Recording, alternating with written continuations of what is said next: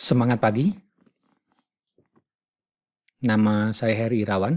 Pada kesempatan ini kita akan memulai pembahasan dari mata kuliah manajemen operasi dan kita berada di minggu pertama. Materi yang akan kita bahas adalah pengantar dari mata kuliah manajemen operasi. Di pertemuan pertama ini kita akan mencoba mengupas atau saya akan memperkenalkan kepada Anda apa sih manajemen operasi itu lingkupnya dan kenapa mata kuliah ini penting untuk dipelajari dan kira-kira apa saja yang akan dipelajari selama 1 semester ini. Nah, kita akan mulai pembahasannya. Kita akan lihat di sini bahwa kalau kita melihat kegiatan operasi itu sebetulnya mencakup apa yang kita lihat, yang kita rasakan sehari-hari. Ya, jadi di sini dikatakan bahwa operation is everywhere. Ya, setiap layanan yang kita konsumsi di stasiun radio, di bis, kemudian kegiatan perkuliahan seperti ini pada dasarnya itu diproduksi oleh sebuah kegiatan operasi. Ya, untuk memahami istilah operasi ini kita tinggal melihat apa yang terjadi sehari-hari di sekeliling kita. Ya, apapun yang kita lihat, apapun yang kita rasakan ya, kecuali di sini makhluk hidup katanya, itu diproduksi oleh kegiatan operasi. Oleh karena itu, di sini manajer operasi bertugas itu meng-create ya, menghasilkan apapun yang kita beli, apapun yang kita duduki, yang kita gunakan, yang kita makan. Ya. Jadi pada dasarnya itulah operasi. Nah, dalam konteks ini karena kita berbicara tentang manajemen operasi, kita akan melihat ya, kita akan mulai dengan melihat dari definisi apa sih manajemen operasi. Nah, di sini dikutip dari beberapa referensi ya, dari Heiser.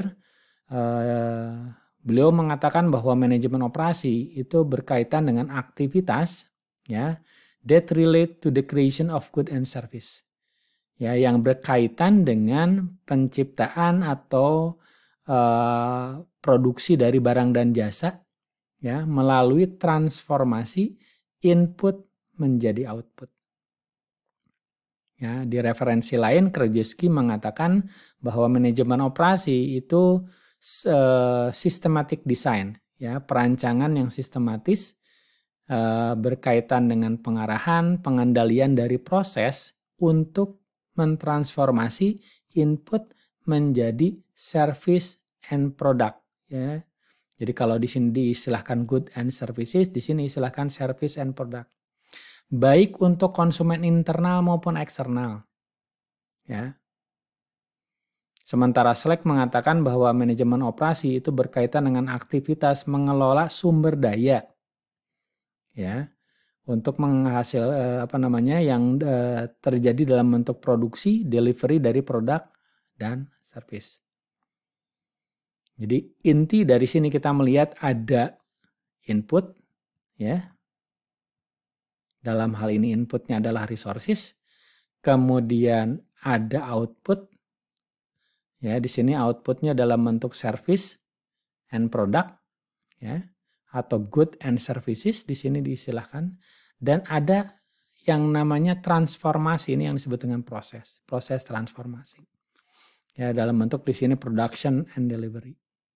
Nah, kata kunci dari manajemen operasi itu, ya, jadi aktivitas, kegiatan yang sistematis, ya, untuk mentransformasi input menjadi output. Nah, jadi kalau boleh dikatakan kita bisa kembalikan kegiatan manajemen operasi itu dalam konteks sistem. Jadi kalau rekan-rekan pernah mendapatkan pemahaman mengenai konsep dasar sistem input, proses, output. Nah, dalam konteks manajemen operasi ya sebagai sebuah sistem operasi itu ada input di sini, kemudian ada proses yang disebut dengan proses transformasi dan ada output. Nah, kalau kita perjelas di sini, ya, inputnya adalah resource, ya, seperti tadi dikatakan, resource-nya ada material, information, customer, ya, ada facilities sama staff. Nah, kalau dalam konteks manajemen, kita sering mendengar istilah sumber daya organisasi itu 5M. Man, money, material, machine, method. Ya.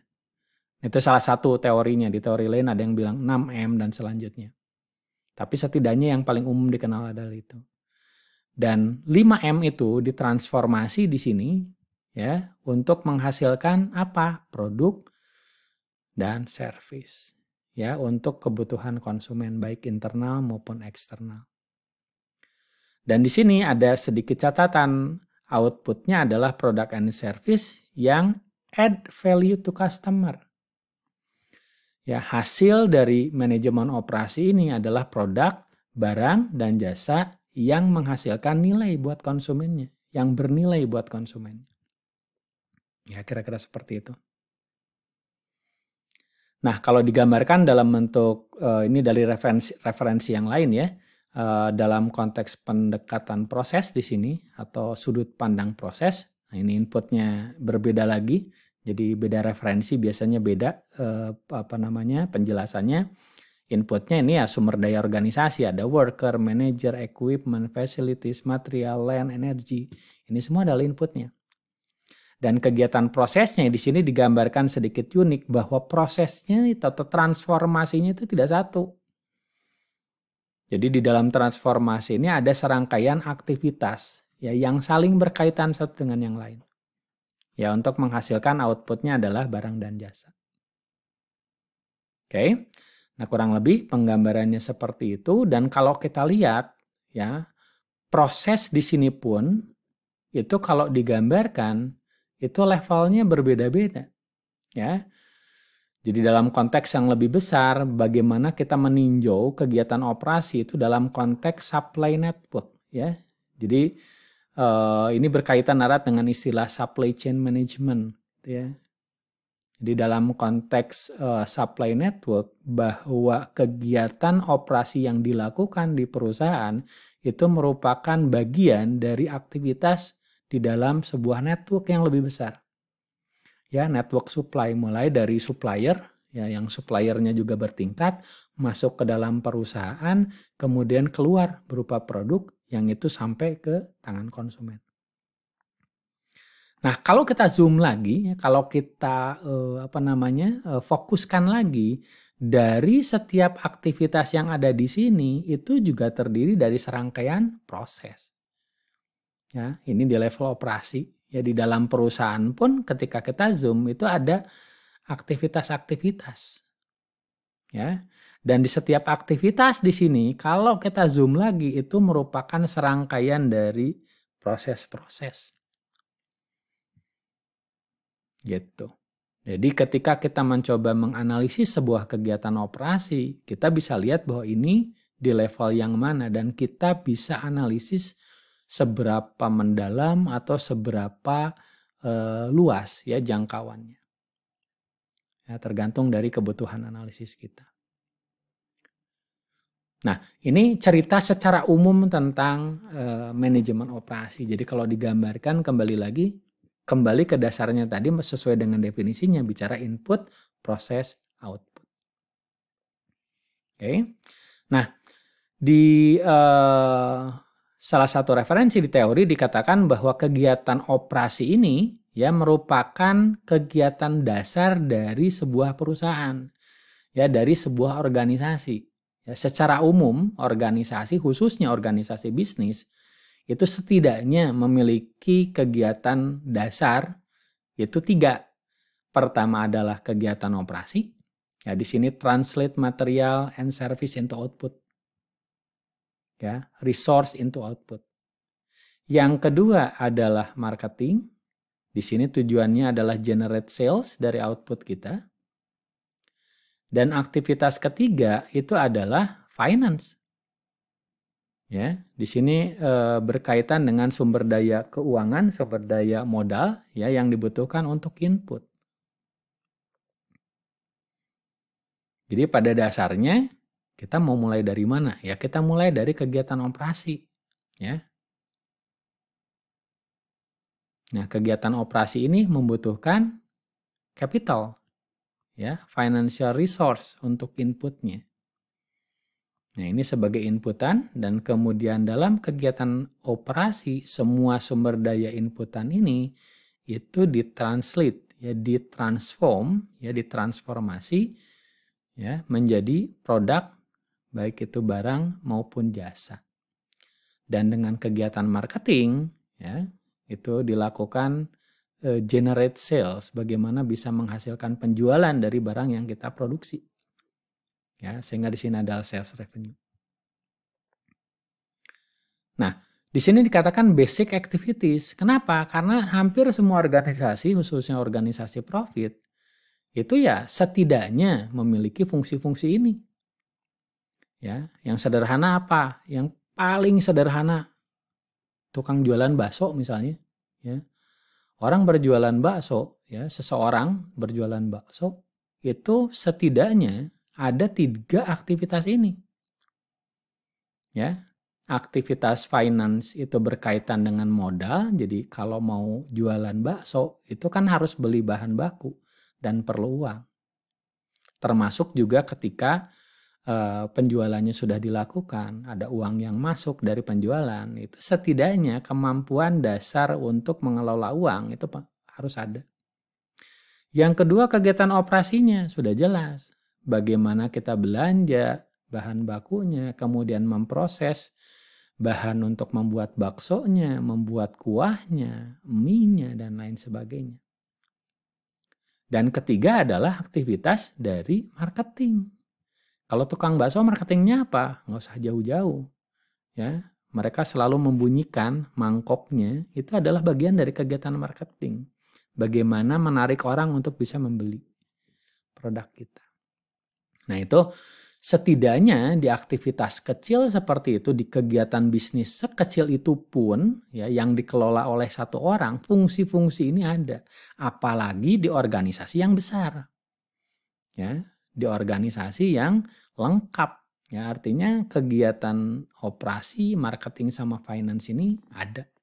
Jadi kalau boleh dikatakan kembali lagi ke sini bahwa operasi ini merupakan satu dari 3 aktivitas utama yang ada di dalam organisasi, di dalam perusahaan. Ya, termasuk juga di sini ada yang disebut dengan support function-nya, ada accounting, information system, HR, engineering, ya. Jadi ini adalah fungsi-fungsi lainnya, tapi setidaknya yang 3 ini ada. Gitu. Nah, di slide berikutnya, di sini sedikit diilustrasikan, ini yang diambil dari salah satu referensi dari Heiser. Heiser mencoba menggambarkan kenapa mata kuliah manajemen operasi ini penting. Ya, beliau membuat sebuah ilustrasi di sini. Ya, bagaimana sebuah perusahaan yang melakukan perbaikan di fungsi-fungsi yang ada, apakah itu fungsi marketing, fungsi keuangan, atau fungsi operasi, itu memberikan kontribusi tambahan buat perusahaan. Nah, misalkan kita lihat di sini, sebuah perusahaan memiliki struktur atau catatan keuangannya seperti ini. Sales 100.000, COGS, cost of goods sold, ya, harga pokok penjualannya 80.000, jadi selisihnya, gross marginnya atau keuntungan kotornya 20.000. Kemudian ada biaya keuangan, ya, 6.000, selisihnya berarti 14.000. Kemudian ada pajak 25% dari 14.000, 3.500. Nah, margin atau keuntungan yang didapat adalah 10.500. Ya, kontribusi atau keuntungan yang didapat adalah 10.500. Nah, sekarang misalkan kalau kita lakukan perbaikan di sisi pemasaran. Ya, caranya apa? Dengan meningkatkan penjualan 50%, sehingga revenue-nya bisa naik 50%. Artinya kalau ada yang tadinya 100.000 dengan meningkatkan penjualan dengan berbagai upaya gitu ya, salesnya menjadi 150.000, COGS-nya berarti di sini 80%-nya ya 120.000, selisihnya atau gross margin-nya 30.000, anggaplah finance cost-nya sama ya, berarti kita dapat selisihnya 24.000 dikurangi pajaknya 25% dari 24.000 6.000, maka kita akan dapatkan 18.000 ya profitnya. Dari 10.500 menjadi 18.000 ya. Kenaikannya lumayan di sini 7.500. Nah, ilustrasi kedua, kalau kita perbaiki dari aspek finansial. Apa yang dilakukan dengan cara menurunkan biaya keuangannya atau finance cost-nya 50%? Ya. Misalkan dengan cara yang sama tadi penjualannya 100.000, COGS-nya 80.000, ininya sama. Nah, yang berbeda di sini. Ya, finance cost-nya diturunkan dari 6.000 menjadi 3.000.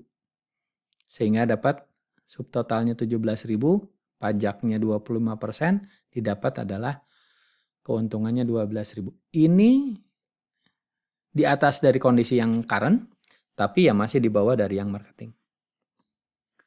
Nah, sekarang kita lihat perbaikan dari sisi operasinya. Caranya apa? Nggak usah gede-gede deh, kita kurangi production cost-nya 20%.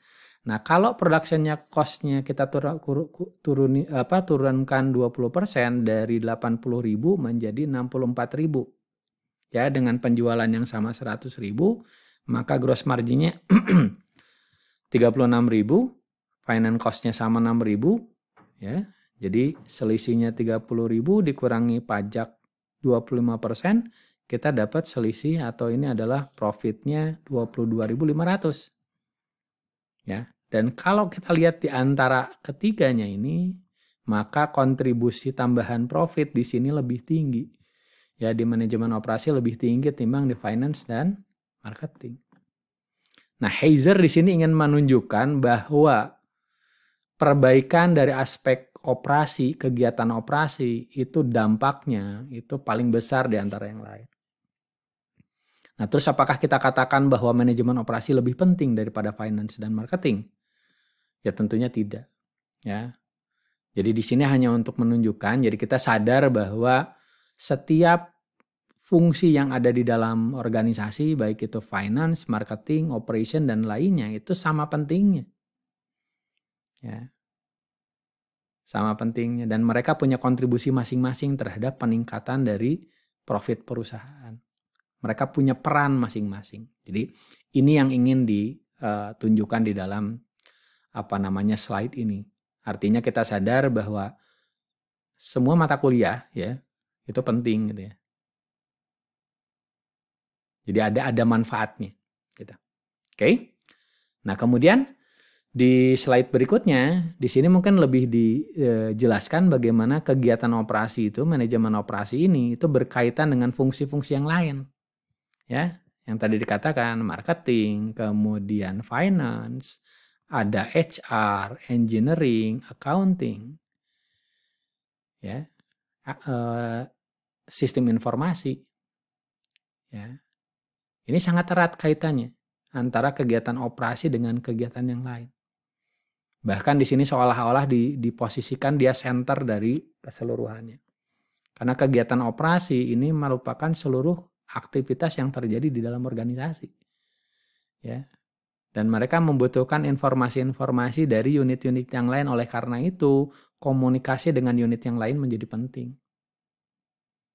Ya. Bagaimana informasi ini dibutuhkan untuk kegiatan operasi, itu diperlukan komunikasi dengan bagian sistem informasi, muncullah layanan yang diberikan oleh bagian sistem informasi dengan munculnya technological capabilities, kemampuan teknologi ya yang bisa mendukung kegiatan manajemen operasi. Ya, bagaimana manajemen operasi membutuhkan dukungan di bagian engineering untuk memastikan bahwa kegiatan operasi berjalan dengan baik sesuai dengan spek. Ya, dan teknologi terbaik ya, technological trade-off dalam arti bahwa untuk sebuah kegiatan tertentu dari sisi teknologi dukungannya harus seperti apa, mana yang terbaik. Demikian juga dengan finance. Ya, capital requirement, kemudian capital investment-nya. Ya. Nah, keluarlah di sini dengan ukuran-ukuran keuangan, budget, kemudian stockholder requirement dan lain-lain. Ya, jadi ini tidak dibahas satu-satu, tapi setidaknya memberikan gambaran kepada kita bagaimana di sini yang disebut dengan business information flow. Ya, alur informasi ya dalam proses bisnis baik di operasi dan unit-unit yang lainnya atau fungsi-fungsi yang lainnya. Nah, kemudian di sini dijelaskan apa sih yang dilakukan oleh seorang manajer operasi. Jadi tadi sudah dijelaskan kegiatan manajemen operasi itu apa, ya kenapa itu menjadi penting untuk dipelajari, ya dampaknya apa buat organisasi. Nah sekarang apa yang dilakukan oleh seorang manajer operasi? Nah pada dasarnya yang dilakukan oleh manajer operasi sama seperti yang dilakukan oleh manajer di fungsi-fungsi yang lain. Nah kita kembali ke fungsi dasar manajemen. Ya, di teori manajemen sering dikatakan dengan manajemen function. Ya, apa itu? Ada macam-macam. Nah, kalau berdasarkan teorinya Heiser ini ada planning, organizing, staffing, leading, controlling. POSLC. Atau mungkin Anda pernah belajar di pengantar bisnis atau pengantar manajemen, ada yang namanya POAC, planning, organizing, actuating, controlling. Ya, atau POLC, planning, organizing, leading, controlling. Ya, atau ada lagi yang di teori lain dikatakan POCCC. Ya. Planning, organizing, commanding, coordination, controlling. Jadi teorinya macam-macam, tapi pada dasarnya yang dilakukan seorang manajer operasi itu melakukan kegiatan yang kurang lebih sama. Ya, ada kegiatan perencanaannya, pengelolaannya, organize di sini, kemudian staffing, ya, pengelolaan orangnya, kemudian leading. Nah ini yang penting oleh seorang manajer, seorang pimpinan adalah melakukan leading, ya, mengarahkan, coaching, gitu ya. Dan yang terakhir adalah mengendalikan, controlling, ya, melakukan evaluasi, memastikan bahwa rencana yang dilakukan itu sesuai dengan aktualnya, dengan apa yang dilakukannya. Nah, ini tugas dari seorang manajer operasi. Nah, di slide berikutnya kita akan sedikit flashback, menggambarkan bagaimana sih perkembangan dari teori manajemen operasi, ya, mulai dari 1700-an kurang lebih ini di masa revolusi industri, ya. Ya kalau dilihat di sini ada beberapa kontributor atau para ahli, para pakar, ya, mulai dari Adam Smith, ya, di 1776 yang melakukan spesialisasi dari tenaga kerja, ya, di pabrik, di manufaktur. Kemudian ada Eli Whitney di sini untuk interchangeable part, ya. Bagaimana bisa membuat part yang lebih standar yang bisa dipertukarkan di perangkat yang lain. Ya, di 1832 ini ada Charles Babbage, ya. Ini untuk division of labor by skill, bagaimana melakukan pembagian pekerjaan berdasarkan skill yang tertentu. Dan di sini yang paling terkenal itu di sekitar 1900-an muncul yang namanya scientific management dengan tokoh di sini yang disebut dengan bapak scientific management adalah Frederick Taylor.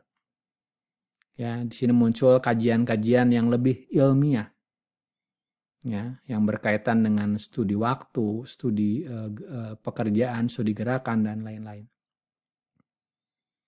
Nah, ini dilanjutkan juga oleh si Frank Gilbert. Ini satu pasangan sebetulnya suami istri, Frank and Lillian Gilbert, yang melakukan studi gerakan. Ya, bagaimana kegiatan yang dilakukan oleh pekerja itu dikaji, ya, dari setiap gerakan yang dilakukan sampai ke arah gerakan tangan, ya. Tangan itu bagaimana dia menggenggam, mencapit, mengambil dan lain sebagainya itu dikaji.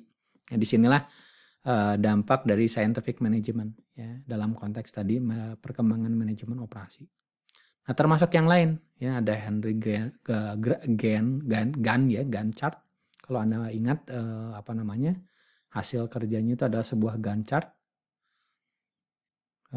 Nah, kemudian yang juga penting di sini ada human relation ya. Jadi di awal-awal tahun 1900-an fokus dari revolusi industri itu ke lebih ke kuantitatif gitu ya. Jadi memperlakukan orang itu seperti robot. Jadi yang dikejar itu adalah produktivitas. Kalau misalnya produktivitas atau orang bisa bekerja dengan kecepatan 5, maka dengan tambahan alat tertentu itu kecepatannya bisa 7. Dengan alat yang lebih canggih kecepatannya bisa 9 gitu ya. Dengan artinya yang dikaji adalah ke angkanya. Padahal manusia itu adalah makhluk sosial. Ya, manusia itu punya perilaku, punya kebutuhan ya terhadap sosial, sehingga di sini ada kajian-kajian yang berkaitan dengan bagaimana hubungan orang dengan satu orang dengan orang yang lain. Ini yang dikembangkan oleh Elton Mayo. Walaupun demikian dari sisi keilmuan ada munculnya statistik, di sini kemudian operation research ya. Dalam perkembangannya ada komputer dan lain-lain ya. Nah, sampai ke tahun 80-an ini fokus dari manajemen operasi itu ke kualitas. Ya, salah satu dari pakar yang memang fokus di sini adalah Edward Deming. Ini yang salah satu pakar yang cukup terkenal ya. Ini adalah Edward Deming, orang Amerika yang dikenalnya justru di Jepang gitu ya. Karena dia di Amerika sendiri dikucilkan. Ya, ternyata dia melakukan perbaikan kualitas di Jepang, justru malah memajukan negara Jepang, dan ini baru dilirik oleh Amerikanya sendiri. Itu di antara orang-orangnya. Nah, berikutnya dari tahun 80 ke sini itu perkembangannya semakin maju dengan berbagai konsep yang muncul. Dan di sini orang-orangnya mungkin tidak terlalu dimunculkan. Ada konsep-konsep re-engineering, kemudian global competition, ya, flexibility. Jadi munculnya teknologi-teknologi seperti mesin-mesin yang custom itu memungkinkan bagaimana produksi itu bisa dilakukan tidak dalam jumlah yang banyak ya, tapi spesifik sesuai dengan kebutuhan orang-orang atau masing-masing orang. Kemudian ada time base, kemudian supply chain management. Ya, ini juga satu teori yang cukup revolusioner dalam konteks manajemen operasi, dan bahkan di kita gitu. Ini merupakan satu mata kuliah sendiri ya, yang akan dipelajari setelah manajemen operasi ini. Perkembangan internet itu memunculkan juga kemunculan e-commerce, electronic commerce, ya, outsourcing, flattening the world, dan termasuk juga big data analytics. Nah, yang ini kalau di MBTI di kita dipelajari sebagai satu mata kuliah ya, yang unik yang ada di kita. Nah, di sini diberikan sebuah catatan bahwa perkembangan dari manajemen operasi itu tidak terlepas dari perkembangan ilmu-ilmu lain, ya, seperti dari sisi human factor, bagaimana konsep ergonomi misalnya, kalau teman-teman pernah mendengar istilahnya, kajian dari ilmu ergonomi, ilmu tubuh manusia, yaitu sangat berpengaruh kepada perkembangan dari manajemen operasi. Ya, kemudian industrial engineering, ini juga berkaitan erat. Ya, kemudian manajemen science untuk tadi ya, keilmuan berkaitan dengan optimasi, berkaitan dengan penggunaan rumus-rumus matematika, ya, statistik dan lain sebagainya untuk meningkatkan kinerja dari aktivitas operasi. Kemudian biologi, fisika, termasuk juga information science, ya, seperti big data analytic yang barusan kita bahas. Nah, Kemudian yang paling penting dalam konteks manajemen operasi itu kita akan membahas cakupan ya dari manajemen operasi itu yang dibagi atau dikelompokkan menjadi 10 keputusan strategis di manajemen operasi. Dan ini adalah materi-materi yang more or less ya kurang lebih akan dibahas ya selama 1 semester ini ya. Yang pertama adalah design of goods and services. Jadi dalam konteks manajemen operasi ini memastikan bagaimana kalau orang sebuah perusahaan itu beroperasi ya, itu dimulai dengan memikirkan apa yang akan dibuat. Ya. Barang atau jasa atau layanan apa yang akan dibuat. Ya, ini adalah satu keputusan yang mungkin bisa dikatakan keputusan pertama ya, karena posisinya juga ini pertama. Ya, setelah kita tahu barang apa yang akan dibuat, layanan apa yang akan kita tawarkan kepada konsumen, kita memikirkan kualitasnya. Kita akan tawarkan atau kita akan set di tingkatan kualitas seperti apa. Jadi kalau kita ngomong mobil pun, ada mobil yang levelnya mungkin seperti mobil Eropa ya, yang dipersepsikan kualitasnya tinggi ya, BMW, Mercy dan lain sebagainya. Atau ada mobil-mobil Jepang ya, Honda, kemudian Suzuki dan lain sebagainya. Bahkan sekarang ada mobil-mobil dari Asia ya, Cina dan lain-lain, termasuk mobil lokal. Ya. Kualitas juga di sini berperan. Jadi kita mau membuat barang apa, layanan apa dengan tingkatan kualitas seperti apa. Dan yang ketiga, keputusan ketiga berkaitan dengan proses dan capacity. Ya. Proses dalam arti bagaimana cara memproduksinya, ya, bagaimana cara menyiapkannya barang dan jasa ini. Kemudian pada tingkatan kapasitas berapa? Ya, apakah kita sanggup menghasilkan produksi massal banyak atau kita sanggupnya hanya sedikit saja? Jadi itu bicara kapasitas. Nah, setelah itu kita tahu prosesnya seperti apa, kemudian kita akan siapkan di tingkat kapasitas berapa. Nah, berikutnya kita akan memikirkan lokasinya di mana, ya, dari perusahaan kita atau dari kegiatan operasi kita.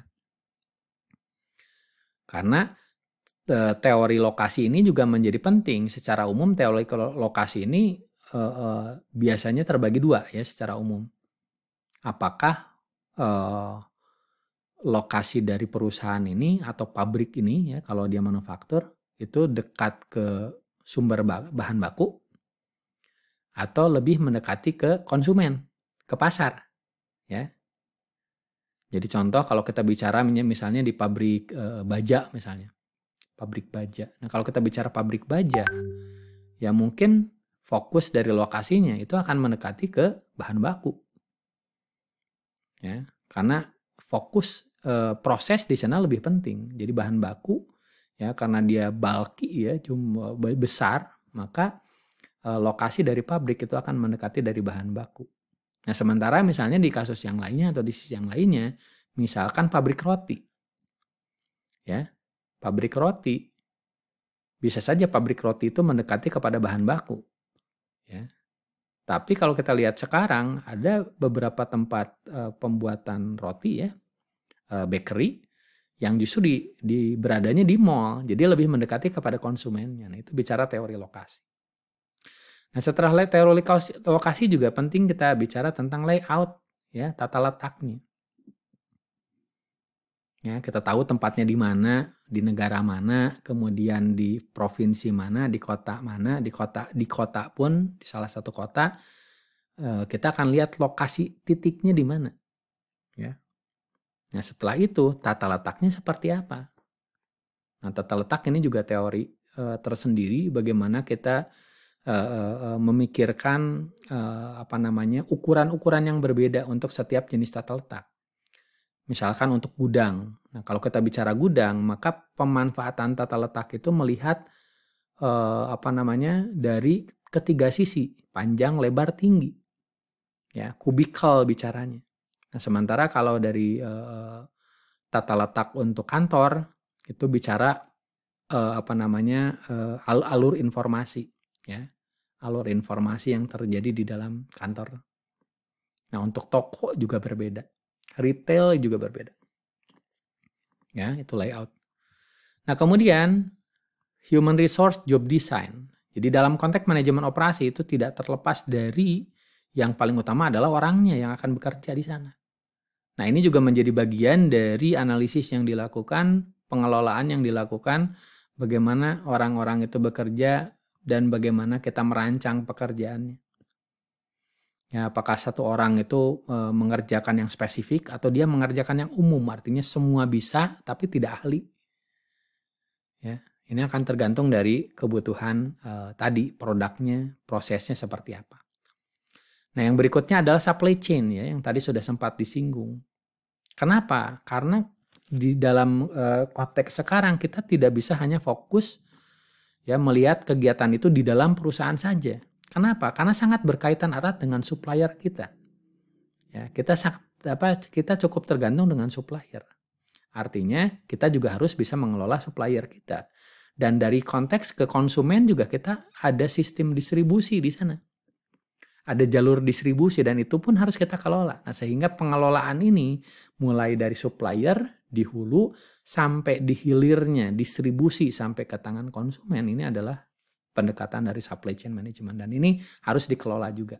Ya, seperti tadi saya katakan bahwa ini satu mata kuliah tersendiri ya untuk bisa memahami tentang supply chain.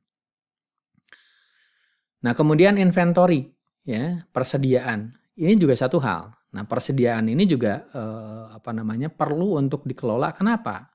Karena ini juga jadi apa istilahnya ya? Jadi tarik ulur kepentingan di antara fungsi-fungsi manajemen tadi. Ya. Orang operasi itu membutuhkan kegiatan operasi itu membutuhkan stok, membutuhkan persediaan. Kenapa? Untuk kelancaran produksinya. Jadi kalau tidak ada stok, ada kemungkinan prosesnya itu bisa terhambat. Jadi salah satu kunci keberhasilan kelancaran di dalam proses di operasi itu adalah adanya stok atau adanya persediaan. Tapi buat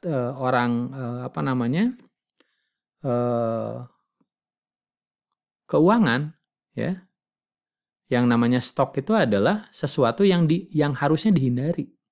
Kenapa? Kalau buat orang keuangan, stok itu adalah uang yang nganggur. Ya, karena uang yang nganggur, maka dia tidak memberikan manfaat buat perusahaan. Oleh karena itu, persediaan itu satu hal yang istilahnya itu haram gitu ya. Jadi kalau bisa nggak ada. Sementara buat orang produksi itu penting ada.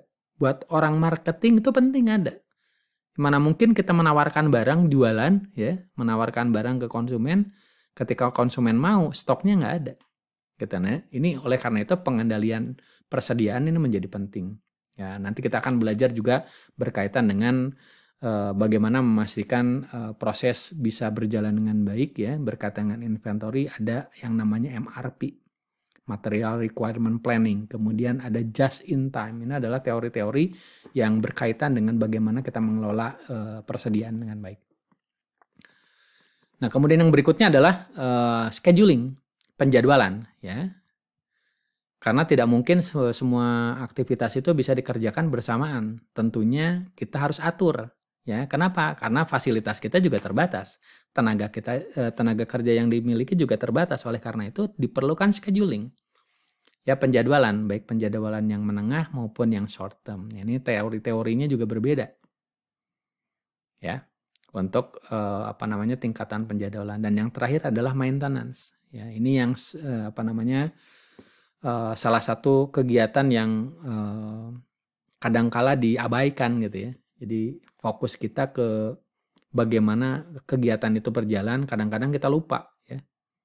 Bahwa supaya bisa berjalan lancar, maka perlu ada kegiatan maintenance. Ya, maintenance itu adalah aktivitas yang costly ya. Jadi ada biaya-biaya yang dikeluarkan padahal mungkin manfaatnya tidak terasa. Padahal sebetulnya ya kalau maintenance dilakukan dengan baik, ya mungkin kelancaran aktivitas produksi juga akan baik. Ya.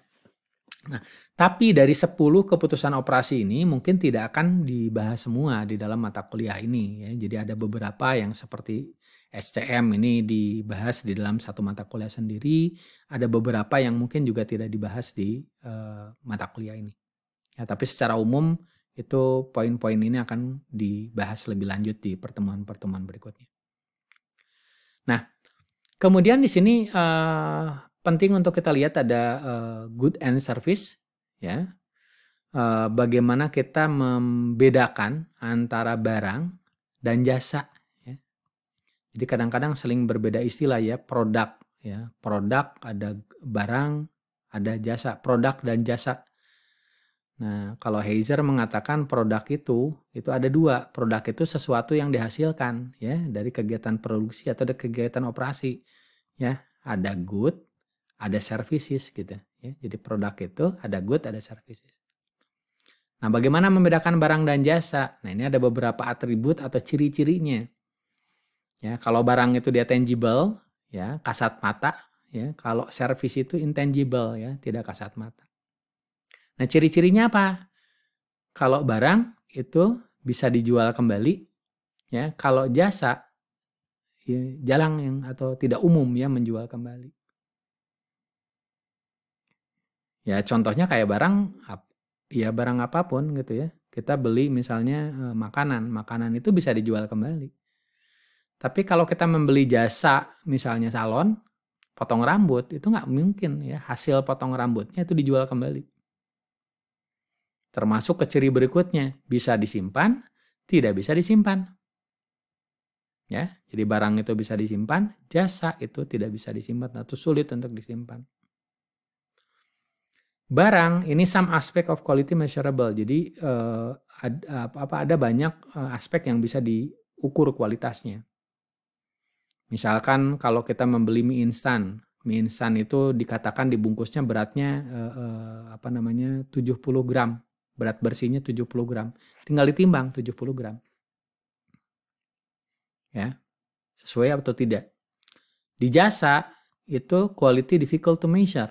Ya, sulit mengukurnya. Misalkan mengukur layanan ramah, gimana cara mengukur ramah? Ya apa makin lebar senyum itu makin ramah? Belum tentu gitu ya. Yang lainnya, selling is distinct from production, ya. Penjualan dan produksi itu berbeda, terpisah. Sementara di jasa, selling is part of service. Ya, jadi dia dilakukan secara bersamaan. Kemudian transferable, kalau barang, kalau jasa itu di sini provider not product is often transferable. Jadi bukan produknya tapi penyedia produknya. Orang yang melayaninya yang mungkin bisa transportable. Dan beberapa yang lain ya, mungkin ini tidak dibahas satu persatu, tapi intinya atribut-atribut ini yang membedakan antara barang dan jasa. Ya. Dan sedikit di sini ditampilkan sedikit gambaran bagaimana perkembangan sektor jasa ya. Jadi kalau di referensi itu di Amerika secara umum, tapi kalau kita lihat di konteks Indonesia juga sama. Kalau kita lihat bagaimana perkembangan dari tahun 2000 ke tahun sekarang sekitar 2018, 2020 itu yang non tradable kalau kita sebut ini adalah yang service atau jasa ya. Industri jasa ini berkembang lebih trennya meningkat ya dibandingkan dengan manufaktur. Dan ini memberikan gambaran juga bahwa industri jasa atau bisnis jasa ya itu cukup menjanjikan di kondisi sekarang. Oleh karena itu tantangan bagi manajemen operasi untuk bisa mengelola kegiatan-kegiatan jasa dengan lebih baik. Ya. Nah di sini dijelaskan sedikit tentang istilahnya kontinum ya. Jadi gradasi dari kegiatan barang dan jasa ya atau produksi manufaktur atau jasa. Ya. Jadi kalau kita lihat di sini ada yang benar-benar pure product atau di sini pure service.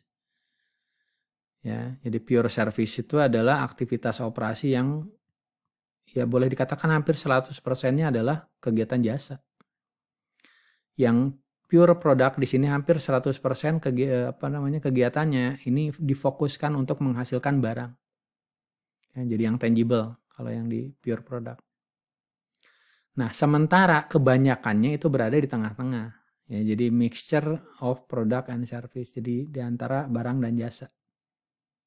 Ya, baik itu di sini ada smelting, kemudian specialist machine tool production ya.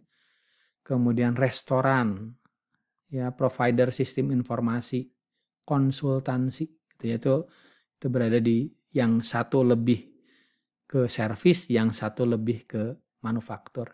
Kira-kira seperti itu. Ya. Nah, kemudian di sini di highlight juga beberapa tantangan kegiatan manajemen operasi ke depan. Dan kalau saya perhatikan dari buku perkembangan di buku manajemen operasi itu sampai ke 2018-2020 beberapa ini masih menjadi tantangan yang kurang lebih sama ya. Pertama adalah globalisasi.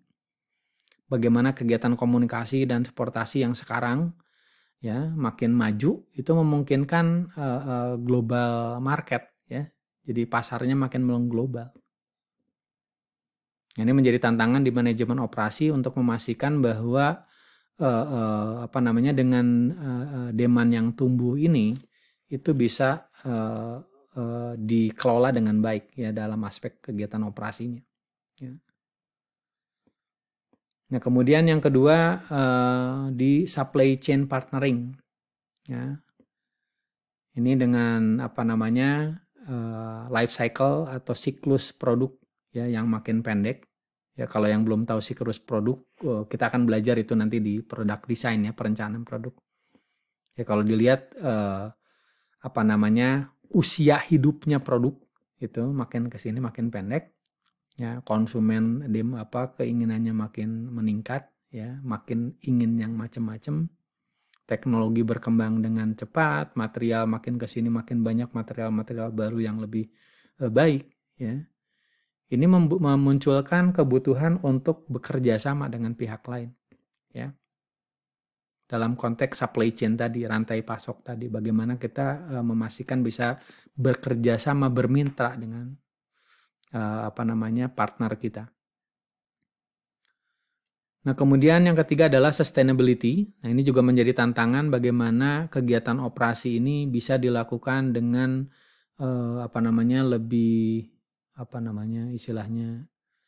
lebih mengarah kepada hijau ya. Jadi istilahnya itu teknologi hijau sekarang itu, bagaimana teknologi di kegiatan operasi itu yang ramah lingkungan. Ya, jadi dari prosesnya ramah lingkungan, kemudian produknya juga ramah lingkungan, tidak menghasilkan banyak sampah ya dari produk-produk. Ini yang menjadi tantangan, dan saya pikir kalau kita bicara di Indonesia ini tantangan yang masih cukup besar ya. Kalau kita lihat bagaimana produk-produk yang dihasilkan ini masih mengenerate sampah yang masih sangat masif, sangat besar. Ini menjadi tantangan ya bagi para manajer operasi. Kemudian rapid product development ya.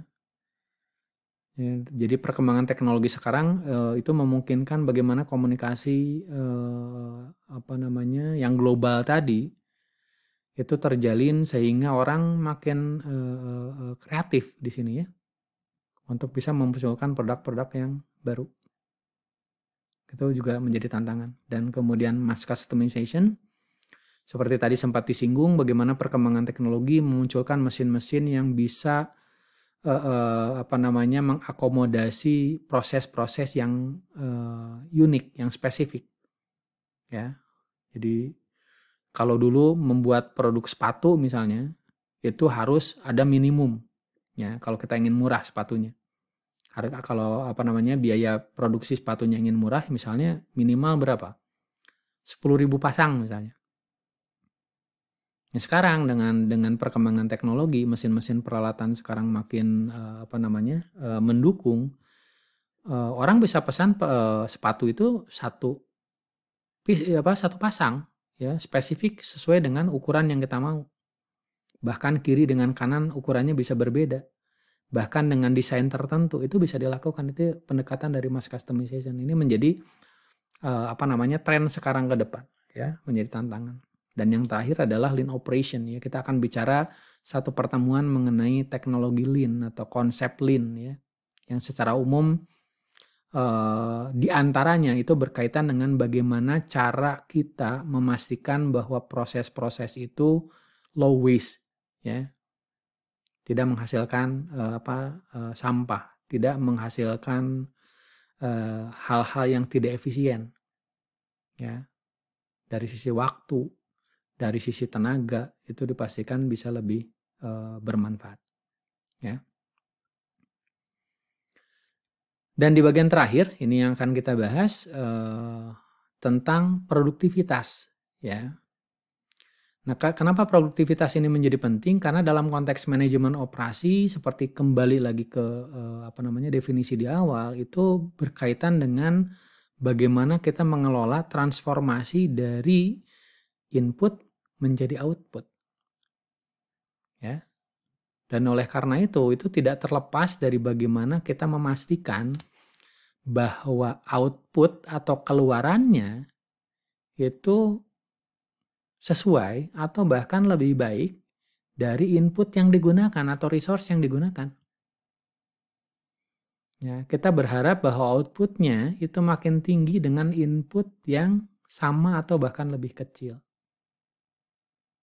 Nah, ukuran untuk melihat itu kita sebut dengan produktivitas, ukuran-ukuran produktivitas. Nah, di sini dirumuskan produktivitas adalah rasio dari output dibagi dengan input. Ya. Jadi yang kita harapkan adalah kalau kita ingin meningkatkan produktivitas bisa dengan cara meningkatkan output, ya, dengan input yang sama.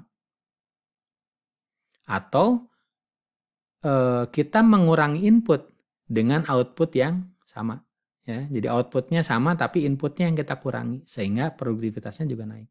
Atau dua-duanya, output dinaikkan, inputnya dikurangi. Itu juga akan meningkatkan produktivitas lebih tinggi lagi. Ya. Nah, di sini diberikan catatan, di sini katakan objektifnya atau tujuan dari kita mengukur produktivitas atau mengelola produktivitas ada meningkatkan ukuran-ukuran efisiensi. Tapi sebetulnya di sini diberikan catatan bahwa di sini production is a measure of output only and not measure of efficiency. Jadi ukuran produksi ini hanya mengukur outputnya saja, tapi tidak mengukur seberapa efisien. Oleh karena itu, produktivitas itu mencoba mengukur kegiatan efisiensinya. Apa yang ingin dilihat dari productivity adalah improvement prosesnya. Bagaimana perbaikan-perbaikan yang dilakukan itu bisa meningkatkan output, ya, dan mengurangi input. Sehingga produktivitasnya makin baik. Nah, dalam konteks ukuran-ukuran produktivitas ini, kalau kita lihat dari rumusnya, ya secara umum, rumus dari produktivitas adalah output dibagi input. Nah, outputnya di sini adalah unit produce, ya dibagi dengan input use. Ya. Nah, secara umum ya unit produce di sini bisa dalam konteks satuan yang berbeda sesuai dengan outputnya apa, satuannya, inputnya apa. Nah, karena secara umum seperti ini, nah ukuran produktivitas itu bisa dilihat dari masing-masing faktor inputnya. Jadi bagaimana kita mengukur produktivitas dari satu resource tertentu. Ya, berapa keluaran yang dihasilkan dari satu resource input tertentu. Ini yang namanya single factor. Atau kita bisa melihat produktivitas dari multifaktor. Ya, jadi output dibagi dengan ukuran inputnya. Ukuran inputnya mau dilihat dari apa? Labor, material, energi, capital, dan lain-lain. Tergantung dari kita mau ngitungnya dari mana. Nah, yang jelas kalau sudah penjumlahan dari beberapa resource di sini kita tidak bisa menggunakan inputnya dengan satuan yang berbeda-beda di sini, ya. Artinya Untuk yang multifaktor di sini biasanya menggunakan satuan yang sama gitu ya. Yang sama yang bisa mempersatukan dari satuan berbeda ini adalah satuan mata uang. Jadi labor misalnya di sini, labor bisa satuannya jam. Material satuannya bisa kilogram misalnya. Energi satuannya berbeda, capital satuannya berbeda. Tapi ketika ini digabungkan dalam multifaktor ya kita harus mencari satuan yang sama. Dan yang bisa mempersamakan itu adalah satuan mata uang. Ya, salah satu apa yang paling umum ini. Oke ya, jadi bisa single factor atau multifaktor. Nah, kita lihat contohnya. Bagaimana cara menghitung atau mengukur produktivitas. Misalkan ya, di sini ada 3 employee, ada 3 pekerja yang menghasilkan atau memproses 600 berkas insurance ya, atau proses asuransi. Mereka bekerja 8 jam ya, sehari, 5 hari seminggu. Bagaimana cara mengukur produktivitasnya? Ya, nah produktivitasnya misalkan kita lihat dari apa? Dari labor productivity. Nah, berarti yang difokuskan adalah berapa outputnya, dalam hal ini berapa berkas yang diproses dibagi dengan berapa jam kerjanya. Jadi kalau kita lihat di sini ada 600 yang diproses dibagi dengan jam kerja yang terjadi dari 3 pegawai 40 jam. 40 itu dari 8 kali 5 ya, per employee-nya. Berarti totalnya ada 120. 600 dibagi 120 didapat 5 berkas per jam. Ya, jadi kalau kita lihat di sini satuannya berbeda, ini satuannya adalah policies atau satuannya ini berkas dan ini satuannya adalah jam. Berbeda satuannya. Nah, ini kalau single productivity. Tapi kalau multi-factor productivity ya, itu kita harus menggunakan satuan yang sama. Nah, misalkan di contoh berikutnya sebuah tim mengerjakan 400 unit produk ya, menghasilkan 400 unit produk yang dijual dengan harga $10 per unit. Kemudian dari catatan di Departemen Akunting tercatat di sini aktual cost-nya untuk labor $400, kemudian material atau bahan baku $1.000, kemudian overhead-nya $300. Nah, kalau kita ingin lihat produktivitas dari multifaktornya, maka kita hitung dari output-nya ya, berapa? Nah, output-nya di sini adalah 400 unit dikali 10 ya. Kemudian inputnya di sini ada labor 400, material 1000, kemudian overheadnya 300. Ya, jadi 4000 dibagi 1700 didapat 2,35. Nah, perbedaannya kalau Anda lihat di sini, di sebelumnya di sini ada satuannya ya. Untuk produktivitasnya, sementara di sini itu tidak ada satuannya ya. Gitu. Nah, ini yang sedikit membedakan antara single factor dengan multifactor. Nah, kemudian di sini ada beberapa hal kaitannya dengan produktivitas yang perlu pahami. 3 faktor yang penting, yang kritis di dalam peningkatan produktivitas.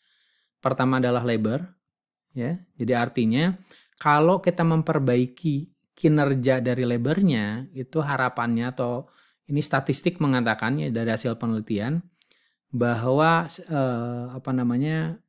produktivitas itu naik 10% katanya. Ya, ini berdasarkan hasil riset ya. Jadi kalau labornya kita perbaiki kinerjanya bisa dari macam-macam ya, bisa meningkatkan skillnya atau pendidikannya, bisa dengan memperbaiki pola makan misalnya atau gizi ya dari pekerjanya, bisa dengan meningkatkan kebutuhan memenuhi kebutuhan transportasi, sanitasi dan lain sebagainya yang berkaitan dengan labor. Nah, capital juga sama di sini ya. Jadi kalau kita bicara inputnya capital itu juga kalau diperbaiki itu berkontribusi 38% ya peningkatannya. Nah, dan yang ketiga dari sisi manajemen ya. Jadi manajemen di sini bisa dalam konteks bagaimana memanfaatkan teknologi, ya, kemudian memanfaatkan metode-metode baru, dan itu kontribusinya cukup tinggi, ya, bisa meningkatkan 52% ya peningkatannya atau kontribusinya, tambahan kontribusinya. Nah, ini dari sisi faktor-faktor atau variabel-variabel yang mempengaruhi produktivitas. Nah, sedikit diberikan catatan di sini produktivitas di sektor jasa. Nah, di sini hasil penelitian memunculkan atau dari hasil kajian para pakar ini menggambarkan bahwa produktivitas itu agak sulit ya diukur kalau di sektor jasa. Kenapa? Karena beberapa alasan. Karena umumnya katanya labor intensif. Ya, contohnya seperti counseling sama teaching. Jadi mengukur produktivitas dari kegiatan yang dilakukan oleh orang, ya, dominannya oleh orang, itu agak sulit. Yang kedua, karena unik. Ya. Umumnya kalau di jasa itu outputnya adalah unik. Nah, karena unik ini jadi agak sulit untuk mengukurnya. Kemudian often intellectual task performed by professional. Ya, contohnya di medical diagnosis ini juga sulit mengukurnya. Difficult to mechanize or automate. Contohnya haircut. Ya, ini sulit mengukur produktivitas haircut. Apakah mengukur produktivitas dari tukang cukur itu dilihat dari berapa kepala yang dicukur? Ya, tidak semudah itu. Karena setiap orang itu permintaannya berbeda-beda. Difficult to evaluate for quality. Ya, misalnya performance of law firm ya di layanan konsultasi jasa hukum. Kan itu sulit untuk mengukurnya. Ini sedikit memberikan catatan kepada kita bahwa pengukuran produktivitas di sektor jasa tidak semudah seperti yang di manufaktur, seperti yang dicontoh yang sudah dilakukan tadi. Dan bagian terakhir di sini sedikit disinggung mengenai masalah etika, ya, kemudian tanggung jawab sosial dan keberlangsungan, ya, sustainability. Ini menjadi isu yang sangat berkaitan erat di dalam manajemen operasi, ya, bagaimana manajer operasi itu harus memenuhi proses-proses di dalam manajer operasi, memastikan bahwa produksinya aman, kemudian tadi ya green, kemudian memastikan tempat kerjanya aman buat para pekerja sehingga para pekerja itu termotivasi untuk bekerja, tidak merasa takut, ya, senang untuk bisa bekerja. Dan yang terakhir adalah menghormati stakeholder-nya, ya, komitmen dari stakeholder. Nah, di sini diberikan catatan stakeholder di sini adalah pihak-pihak yang berkaitan dengan perusahaan, ada customer, distributor, supplier, owner, lender, employee, dan community member.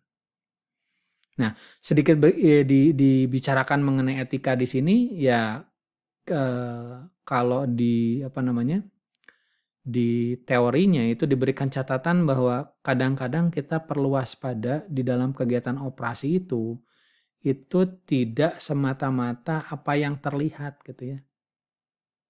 Contohnya misalnya dalam proses pengadaan. Ya, proses pengadaan seringkali ada potensi untuk terjadinya penyelewengan. Ya, ini kalau di banyak kasus berkaitan dengan korupsi itu seringkali berkaitan dengan proses pengadaan. Ya, dan ini menjadi sebuah catatan tersendiri dalam konteks manajemen operasi berkaitan dengan etika di sini. Ya, etika tuh di wilayah abu-abu ya. Jadi ada kasus-kasus yang sudah jelas jadi hitam putih gitu ya. Tapi ada beberapa kasus yang memang dia berada di ranah abu-abu sehingga menjustifikasi dengan hukum pun kadang-kadang agak sulit. Nah, di sini juga diberikan catatan berkaitan dengan hal ini, jadi untuk menjadi kewaspadaan bagi kita. Nah, mungkin ini sedikit gambaran mengenai pengantar manajemen operasi yang mungkin nanti akan diperdalam lagi di minggu-minggu berikutnya, ya, di 13 minggu berikutnya.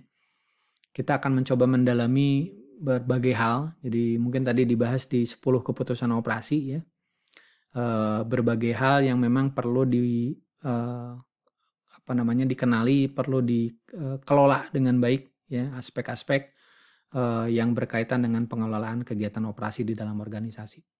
Ya, mudah-mudahan di pertemuan pertama ini bisa memberikan sedikit gambaran mengenai apa sih manajemen operasi dan apa yang perlu dipelajari di dalam manajemen operasi.